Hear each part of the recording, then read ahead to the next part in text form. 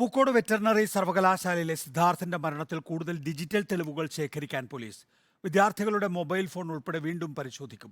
വിസിയുടെ കാരണം കാണിക്കൽ നോട്ടീസിന് കോളേജ് ഡീനും അസിസ്റ്റന്റ് വാർഡനും വിശദീകരണം നൽകി. സിദ്ധാർത്ഥിനെ മർദ്ദിച്ച സമയത്ത് ഹോസ്റ്റലിലുണ്ടായിരുന്ന വിദ്യാർത്ഥികൾ ദൃശ്യങ്ങൾ പകർത്തിയെന്ന നിഗമനത്തിലാണ് പോലീസിന്റെ നീക്കം. നിലവിൽ സിദ്ധാർത്ഥിനെ ഹോസ്റ്റലിൽ പരസ്യ വിചാരണയ്ക്ക് വിധേയമാക്കിയ ചിത്രങ്ങൾ പോലീസിന് കിട്ടിയിട്ടുണ്ടെന്നാണ് വിവരം. വീട്ടിലേക്ക് പോയ സിദ്ധാർത്ഥനെ കൃത്യമായ ആസൂത്രണത്തിനൊടുവിൽ ക്യാമ്പസിലേക്ക് വിളിച്ചു വരുത്തിയതിനടക്കം തെളിവ് ലഭിച്ചതിന്റെ അടിസ്ഥാനത്തിലാണ് പ്രതികൾക്കെതിരെ ക്രിമിനൽ ഗൂഢാലോചന കുറ്റം ചുമത്തിയത്.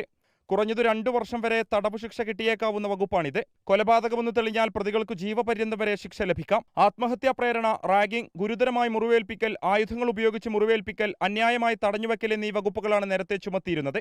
അതേസമയം വിസിയുടെ നോട്ടീസിന് university dean doctor M K നാരായണനും അസിസ്റ്റന്റ് വാർഡൻ ഡോക്ടർ കാന്തനാഥനും വിശദീകരണം നൽകി. വിശദീകരണം പരിശോധിച്ചതിനുശേഷം തുടർ നടപടിയുണ്ടാകുമെന്ന് യൂണിവേഴ്സിറ്റി വിസി അറിയിച്ചു. സിദ്ധാർത്ഥിന്റെ മരണം ആത്മഹത്യയാണെന്നായിരുന്നു പോലീസിന്റെ എഫ്ഐആറിൽ ഉണ്ടായിരുന്നത്. എന്നാൽ പ്രതികൾ വളരെ കൃത്യമായ ആസൂത്രണത്തോടുകൂടിയാണ് സിദ്ധാർത്ഥനെ മർദ്ദിച്ചതെന്ന് പോലീസ് പിന്നീട് തയ്യാറാക്കിയ റിമാൻഡ് റിപ്പോർട്ടിലുണ്ട്. ഇതിനു തൊട്ടു പിന്നാലെയാണ് പ്രതികൾക്കെതിരെ പോലീസ് ക്രിമിനൽ ഗൂഢാലോചന കുറ്റം ചുമത്തിയത്.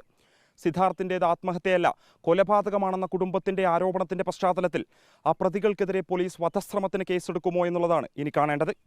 വീഡിയോ ജേർണലിസ്റ്റ് നന്ദുവിനും വിജിത്തൂർക്കടവിനുമൊപ്പം reporter Mubashir P Akbar, in Reporter, Wayanad.